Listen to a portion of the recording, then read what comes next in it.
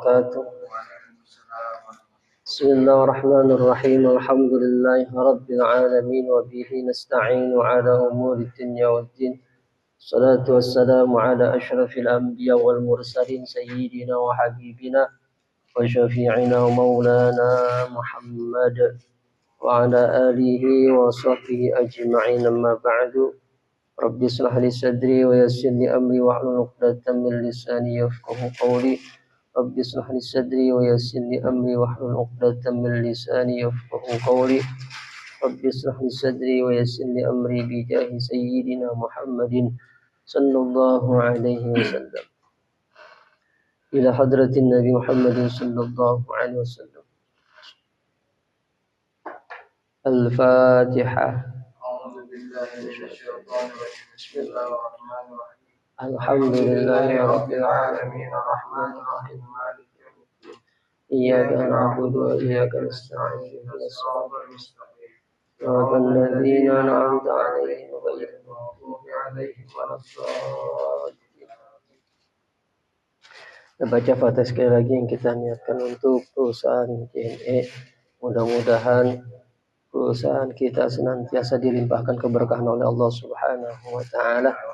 Seluruh karyawannya baik tingkat atas maupun dari tingkat ke bawah semuanya diberikan sehat walafiat, panjang umur, dijauhkan dari mara bahaya dan musibah, baik yang sedang bekerja di dalam ataupun sedang bekerja di luar atau dalam perjalanan pulang, mudah-mudahan senantiasa dalam lindungan Allah Subhanahu wa taala.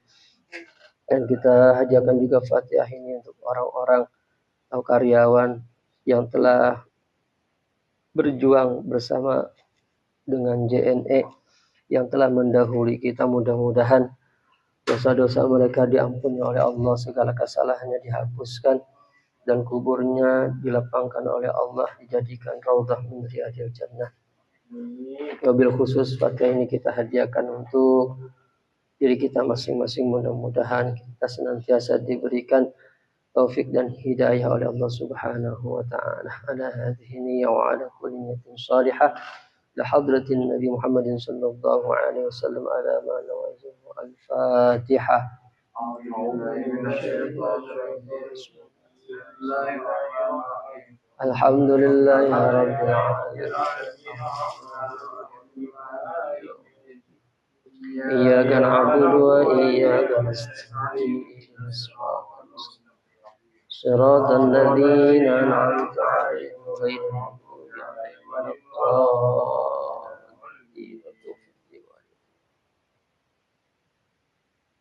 Hadirin sekalian yang berbahagia, kita lanjutkan materi kita. Kita masih membahas tentang perkara rukun iman, rukun Islam yang kedua, yaitu melaksanakan sembahyang. Ya. Kemarin kita sudah membahas tentang siksaan-siksaan yang terkait dengan orang yang menyepelekan bahkan meninggalkan sembahyang. Ada 15 siksaan. Ya, ada 15 siksaan buat orang yang menyepelekan, merendahkan, menggampangkan, bahkan dia meninggalkan sembahyang. 6 siksaan itu ada di dunia saat dia hidup di dunia. Kemudian 3 siksaan saat dia mati, 3 siksaan saat dia berada di dalam kubur, dan 3 siksaan nanti saat pada hari kiamat. Ya, pada hari kiamat. 6 siksaan sudah kita bahas kemarin saat di dunia. Kita akan lanjutkan biar tuntas. 3 siksaan saat dia mati kemarin sudah dibahas sedikit. Ya. Yang sudah bahas sedikit 3 siksaan saat mati. Yang pertama, dia mati dalam keadaan sangat haus. Kemudian ya, kita bahas. Ya. Kita masih lanjutan tentang bahaya meninggalkan, meremehkan sembahyang.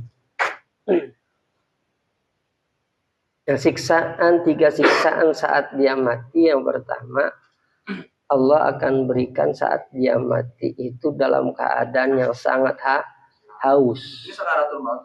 Iya, pokoknya ya saat mau mati. Ya, berarti sakaratul maut. Jadi ya Allah akan berikan siksaan buat orang yang gampangin sembahyang, bahkan meninggalkan sembahyang. Yang pertama, Allah akan berikan ya pada saat dia mau mati dalam keadaan yang sangat haus. Ya, kata ulama, seandainya seluruh air yang ada di lautan di muka bumi ini diminumkan ke tenggorokannya, untuk membahas tenggorokannya, itu tidak bisa menghilangkan dahaganya. Ya, tidak menghilangkan rasa dahaganya. Saking hausnya. Ya. Kemudian yang kedua, Allah akan nyiksa dia pada saat dia mau mati juga dalam keadaan yang sangat lapar. Haus dan lapar. Ya. Udah nggak enak banget tuh. Ya, udah kehausan juga kelaparan gitu.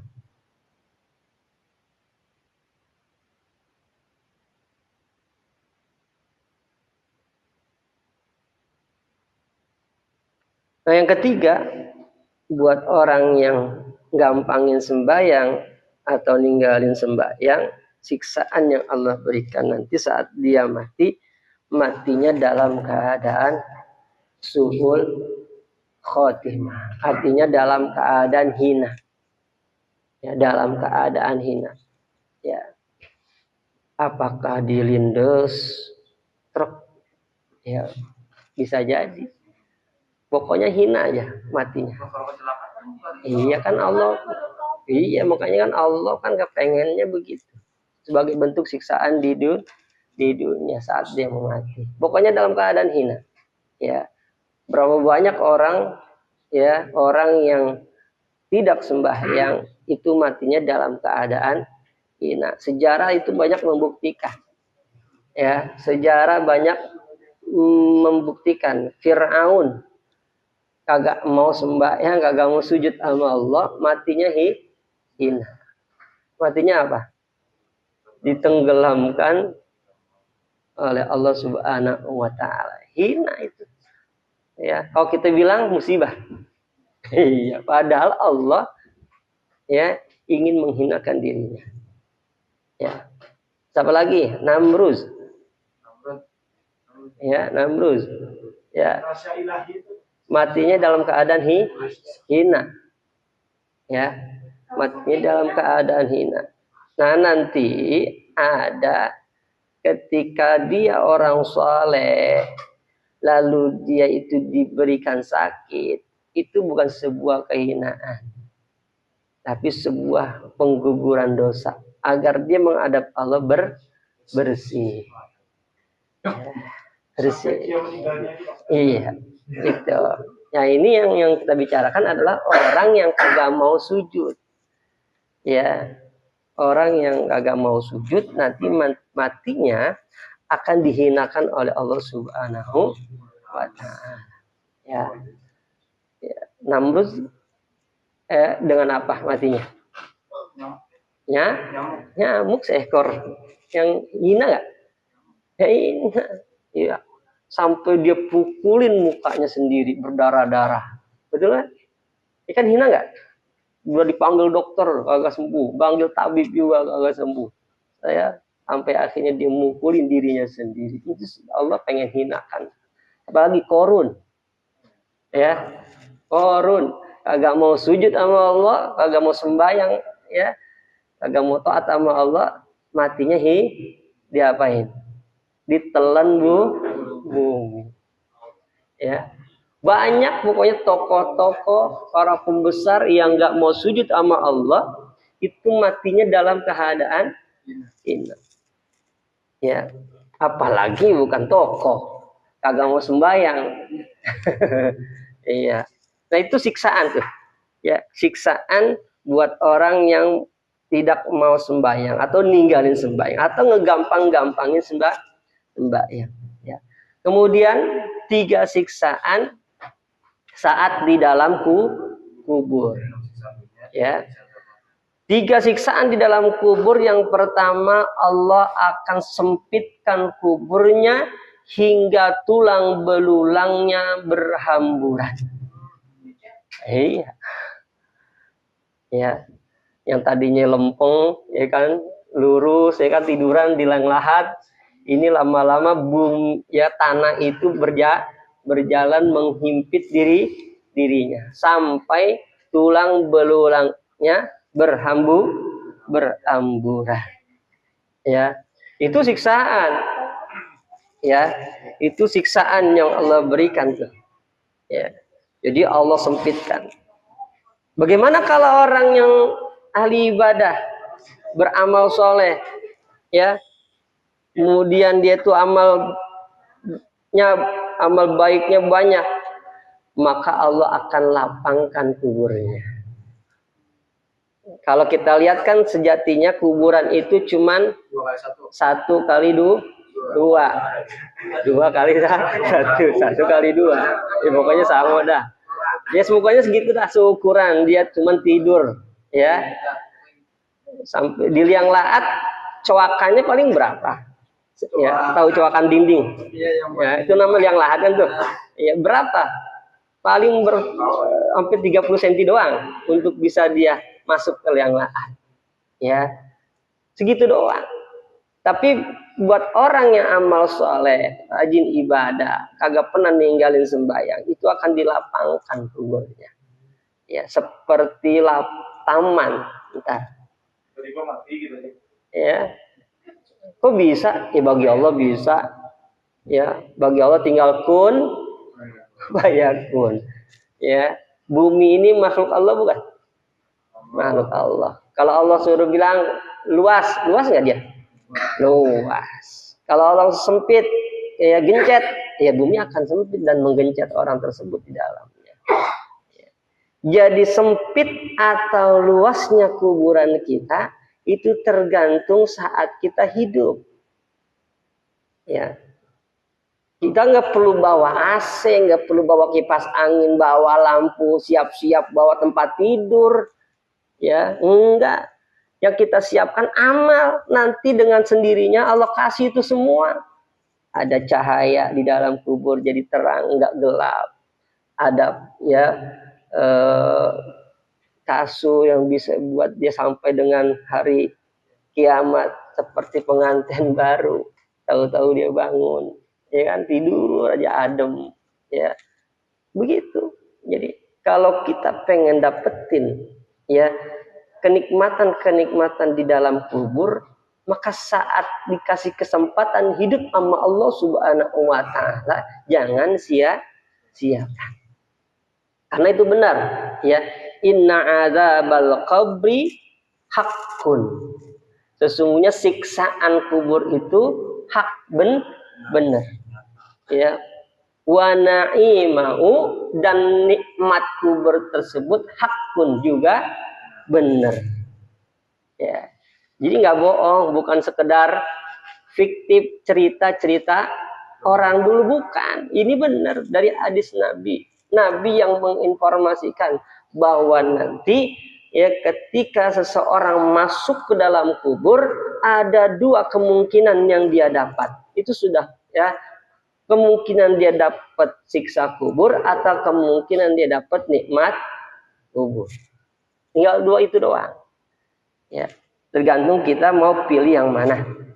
Ya. Semua itu ada di dalam diri kita masing-masing.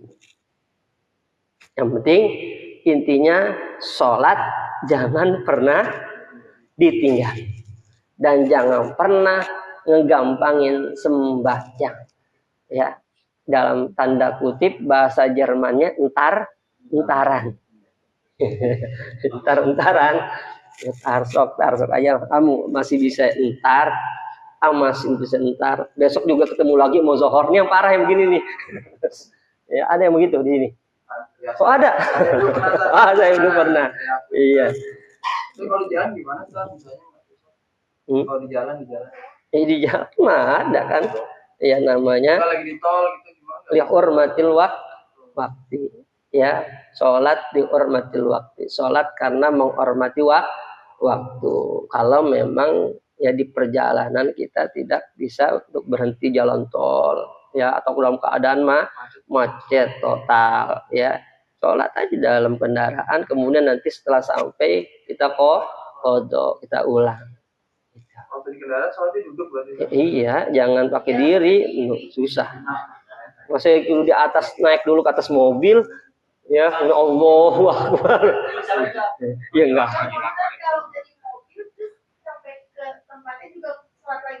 Iya. Kalau udah sampai sholat lagi. Kalau masih ada waktu berarti enggak kodokan, ngulang. Kalau udah lewat waktunya kodok kita. Yang pertama, ya, siksaan buat orang yang ninggalin sembahyang di dalam kubur. Yang kedua,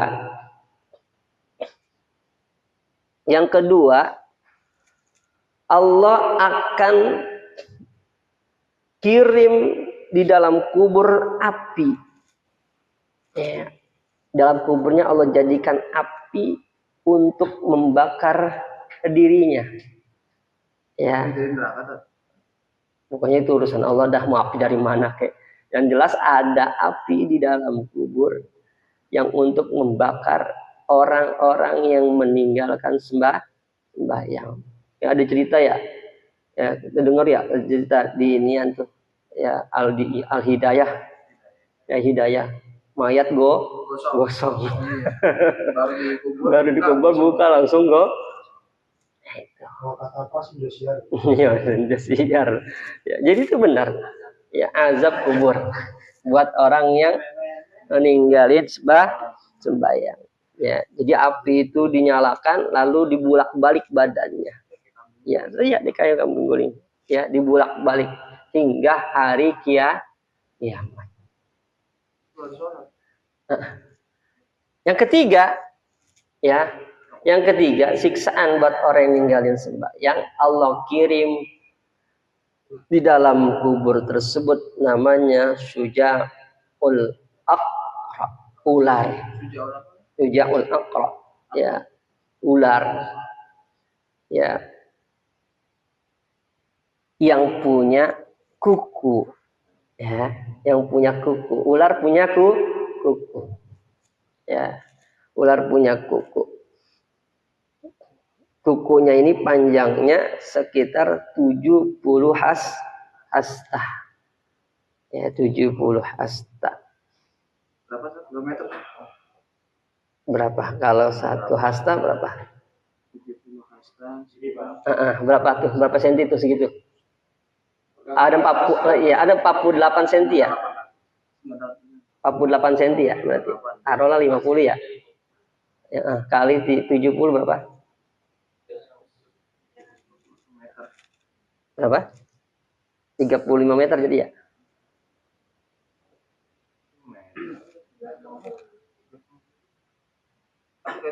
Oh iya. Nah, kemarin jadi kukunya itu panjangnya satu hari perjalanan. Satu hari perjalanan. Panjangnya itu satu hari perjalanan. Kukunya Syuja'ul Aqra. Ya, itu baru kukunya. Baru kukunya satu hari perjalanan. Tugas dia apa, Ustaz? Bagaimana tugas dia yang diberikan Allah?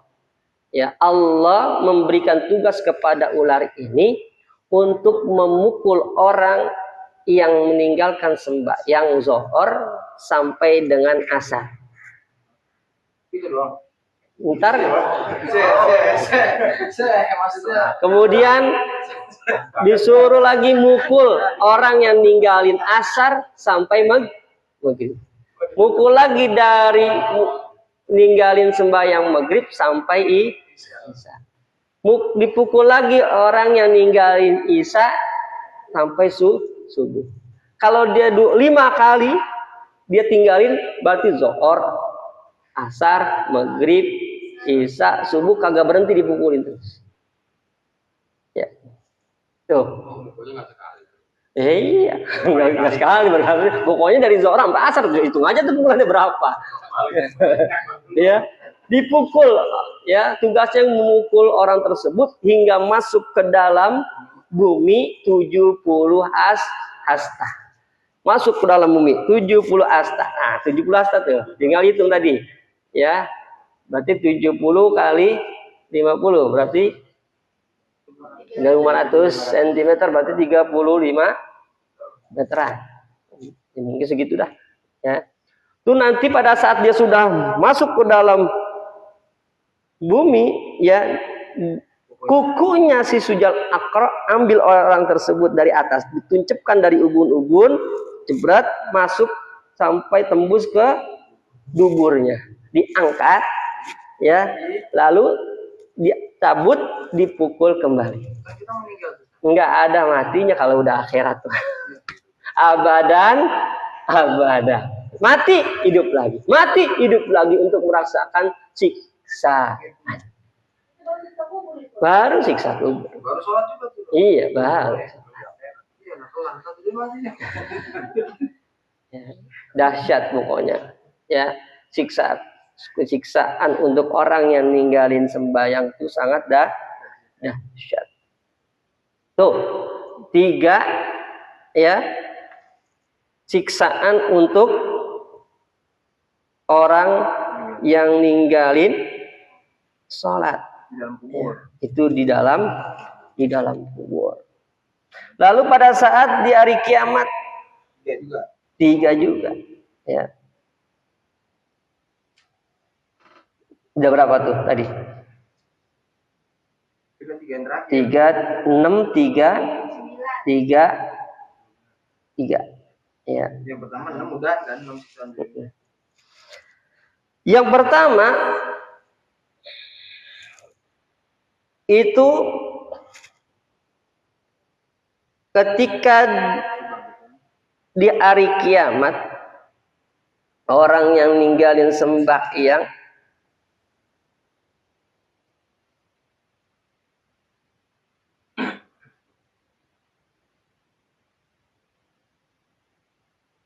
dia akan diikat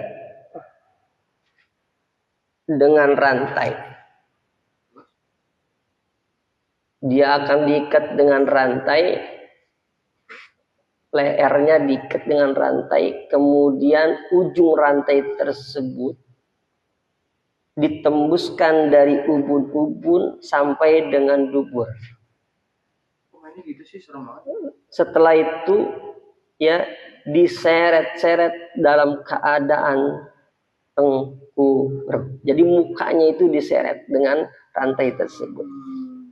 Lalu diperintahkan setelah itu untuk dimasukkan ke dalam neraka. Ya. Jadi bukan, ya, digendong masuk ke neraka, enggak. Ya. Dia diikat dulu, dibelenggu. Kemudian rantai tersebut ditembuskan dari ubun-ubun sampai ke dubur. Lalu diikat, lalu diseret-seret. Mukanya sampai hancur. Ya. Kalau di sini enak nggak? Kalau keseret sama motor, kira-kira, ya, sakit apa kagak? Belum, kalau belum mati mah. Ya. Tuh, ya, di nanti bakalan begitu tuh, ya.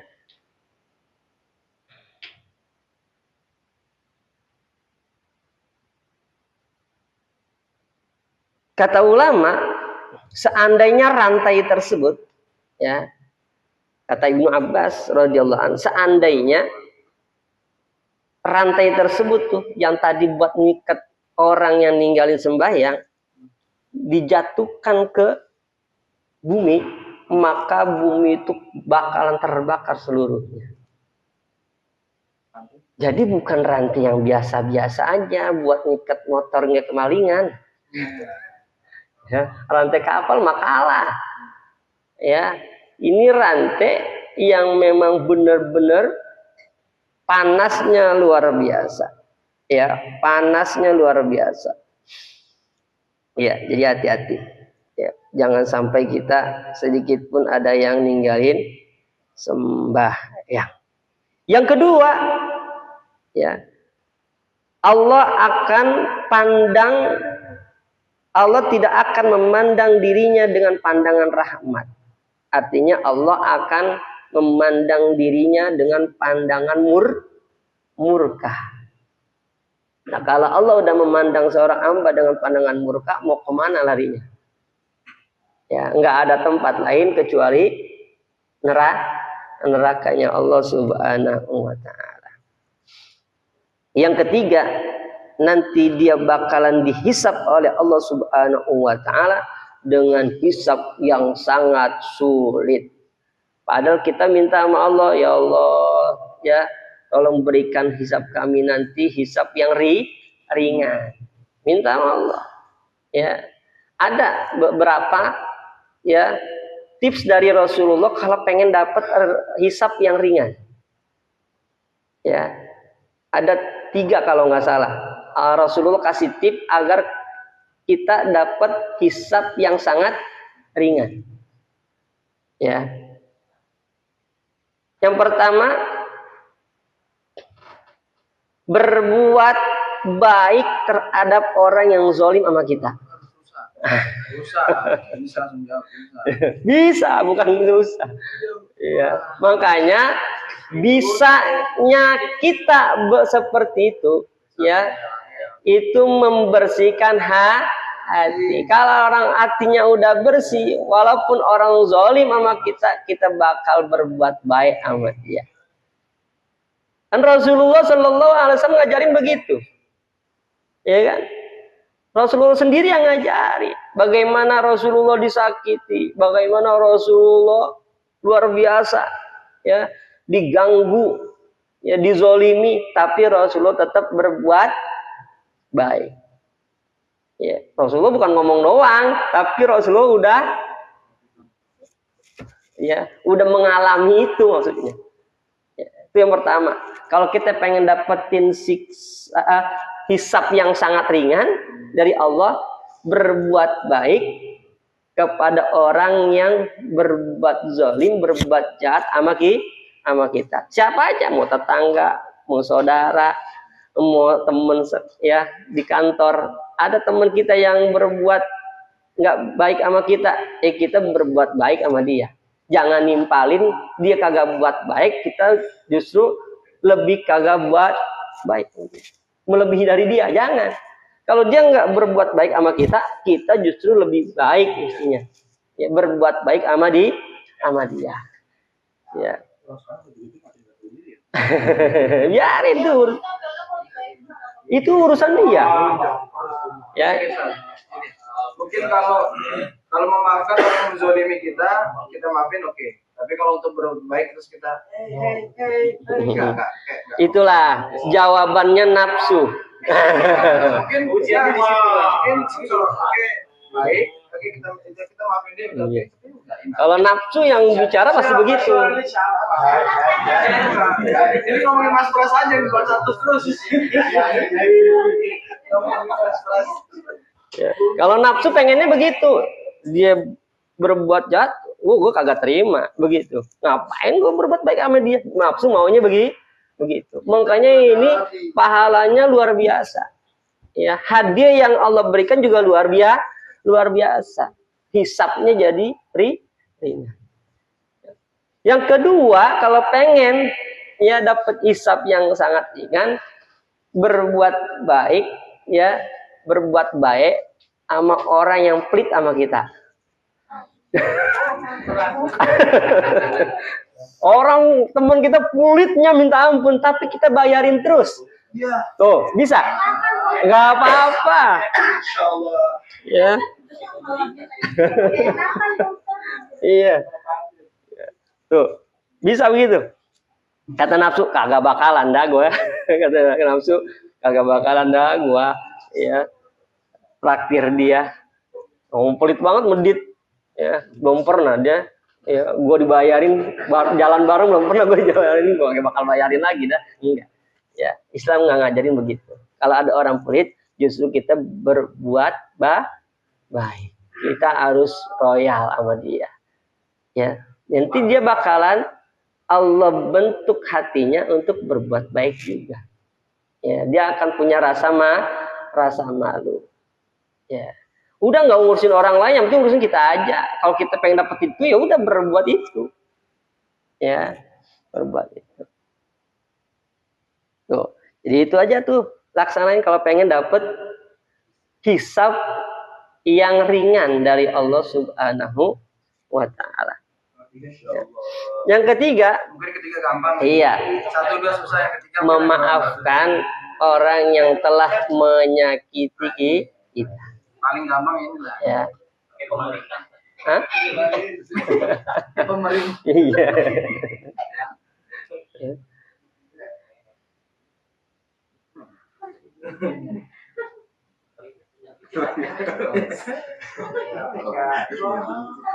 Kita lanjut. Masuk pada 3. Udah tadi? Udah 3 habis ya? Udah. Berarti ada 15 siksaan buat orang yang meninggalkan sembahyang. Ya. Udah ninggalin sembahyang. Nah, di dalam agama, di dalam Islam, ya,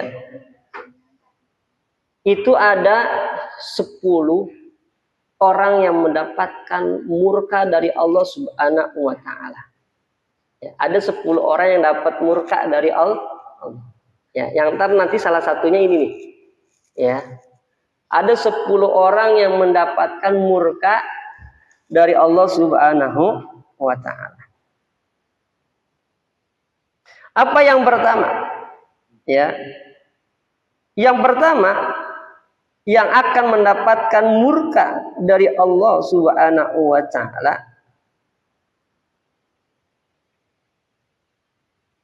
sesuai dengan hadis Nabi Shallallahu Alaihi Wasallam. Yang pertama, orang tua yang berzina. Udah tua masih berzina. Kalau masih muda Ya boleh juga. Nggak boleh juga. Artinya orang sudah merasakan kawin, nikmatnya di dalam berhubungan, dia masih berselingkuh. Selingkuh lah bahasanya. Iya. Kan selingkuh termasuk perbuatan zina. Ya, perbuatan zina tuh, selingkuh perbuatan zina. Makanya tanda-tanda akhir zaman, akhir zaman itu adalah merebaknya perzinahan. Ya, artinya perselingkuhan. Bahasa kerennya perselingkuhan. Ya, kita banyak di media sosial, ya kan, ada tua di atas 40 tahun yang punya jabatan berselingkuh, gerebek, ya kan? Itu kelihatan. Ya. Ini dapat murkanya Allah Subhanahu wa Ta'ala. Orang tua yang masih melakukan perzinahan. Yang kedua, yang dapat murkanya Allah Subhanahu wa Ta'ala adalah orang yang gemar minum alkohol, minum minuman keras, minum arak, ya, rutin minum arak. Kalau kagak, gua kalau seminggu aja kagak minum bawaan, badan kagak enak kayaknya. Dah, ini namanya. Ya tuh, ya ini dapat murkanya Allah Subhanahu wa Ta'ala. Ustaz ada takaran berapa persennya nggak, Ustaz? Pokoknya kullu muskirin, kata Nabi, kullu muskirin, ya, haramun, ya, wa in qalla au katsura. Setiap yang memabukkan itu hukumnya haram, baik itu sedikit maupun banyak. Oh, Ustadz sedikit kagak memabukkan, cuman setetes haram. Kan cuma buat angetin, Ustaz. Haram. Ya. Pokoknya yang terkait dengan minuman keras, ya alkohol, haram. Mau sedikit mau banyak, mau setetes ya sekalipun tetap haram. Nih orang yang minum begini nih, ya dia rutin, ya gemer, ya dia bakal dapat murkanya Allah Subhanahu wa Ta'ala. Kecuali dia mau tobat. Ya, sampai mau mati masih megang botol aja. Iya, masih udah mau mati masih megang botol. Jangan, yang ini jangan dideketin. Ya, minum-minuman tuh. Ya, apalagi dengan dalih buat ngangetin badan, udah kagak ada urusan pokoknya. Jangan. Hah? Masih ada jahe bener. Ya. Yang kedua, yang ketiga, orang yang durhaka sama orang tua. Ya, kagak dapet ya pandang rahmatnya Allah Subhanahu, ini bakal dapat murkanya Allah. Sayangin orang tua. Ya kalau orang tua dulu ya kita misalkan dicampakkan sama orang tua, tidak diperdulikan sama orang tua, wajib tetap masih berbuat baik sama orang tua, masih kudu harus bakti sama orang tua. Urusan dia salah itu urusan dia sama Allah. Tugas kita sebagai anak adalah berbakti, sekalipun kita itu tidak diperdulikan.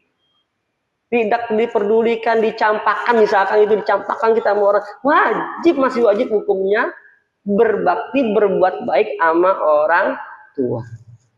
Karena kewajiban ibadah setelah itu yang langsung adalah berbuat baik sama orang.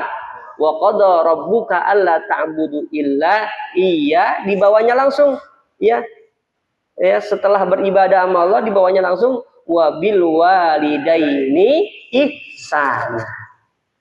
Ya. Jadi kalau orang tua ngomel jangan ikut ngedumel juga. Ya, orang tua ngomel ngedumel. Jangan, udah terima aja. Ya mungkin capek, nggak apa-apa, wajar orang tua ngomel, wajar aja. Jangan ikutan marah. Jangan pakai sakit hati sama orang tua, ya nggak boleh. Ya, ada nggak anak yang sakit sama orang tua? Salah. Ya, sampai orang tuanya dibunuh, ya kan? Innalillahi. Ya, padahal kata Al-Quran, wala taqul lahuma ya. Al-Quran bilang wala taqul lahuma ngomong aja kagak boleh. Apalagi mukul, apalagi ngebunuh. Ngomong aja sama orang tua kagak boleh. Lihat bagaimana Nabi Ibrahim mengajarkan kita. Ya, Nabi Ibrahim mengajarkan kita, ayahnya ya Azar, bukan sekedar dia itu penyembah berhala, tapi pembuat berhala, ya, dan penyembah berhala. Ya, diabadikan dia dalam Al-Qur'an. Ya. Itu kasar kata-kata orang tua. Ya. Kasar. Ya, ayahnya kepada Ibrahim kasar. Ya. Kalau enggak berhenti mendakwai saya, kalau enggak berhenti masih saja ya ingin memberikan petunjuk pada saya, pergi sana dari sini, dari rumah. Oh, kasar.